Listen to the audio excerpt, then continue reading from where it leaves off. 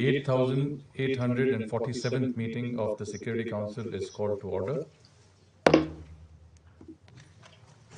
The provisional agenda for this meeting is the situation in the Middle East, including the Palestinian question. The agenda is adopted.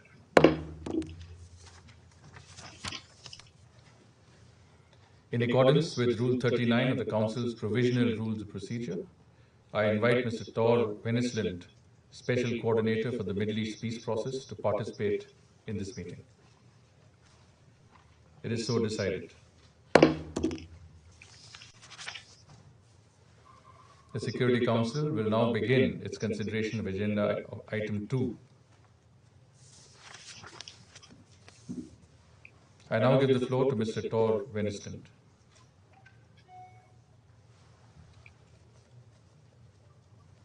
Of the Security Council, over 3 months have passed since the deadly escalation between Israel and militants in Gaza, and the situation remains tense.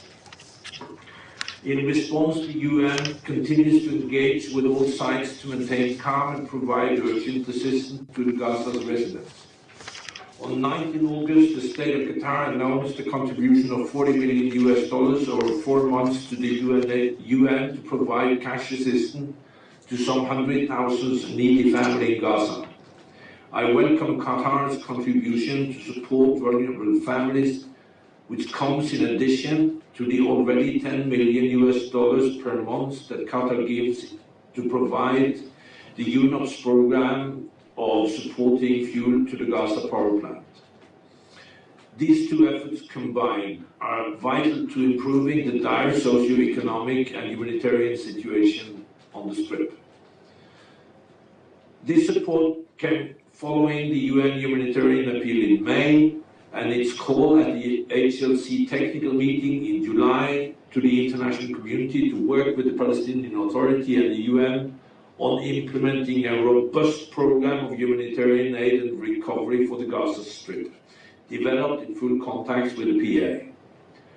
As the UN is about to implement this program of cash assistance to the needy family, I wish to thank the government of Qatar for its general support to these programs and the PA for its support for them.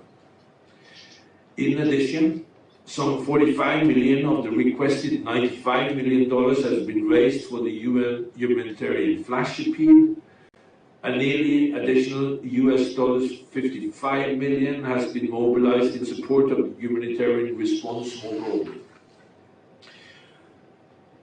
I again thank donors for their generous support while reiterating that further contributions are urgently needed.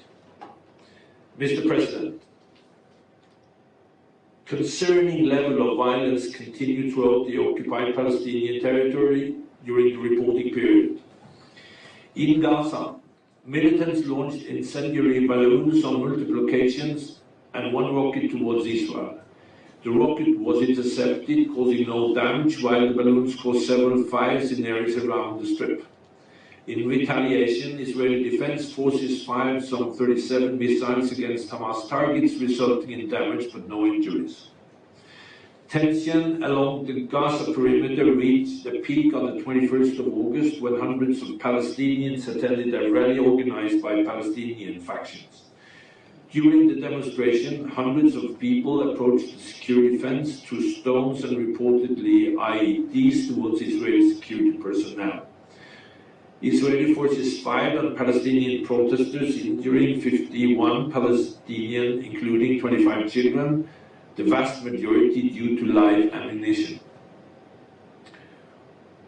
One Palestinian man and a 12-year-old Palestinian boy subsequently died of their wounds. One Israeli soldier was shot by a Palestinian and later died of injuries. That evening, Israel launched 6 retaliatory airstrikes against what is said were Hamas military sites in Gaza. Another demonstration near the security fence east of Khan Yunis on 25 August led to another clash between Palestinians and ISF. 14 Palestinians were injured, including 5 by live ammunition. I reiterate that children must never be targeted nor put in harm's way, and call on all sides to show restraint, avoid provocations at the fence, and keep the protest peaceful.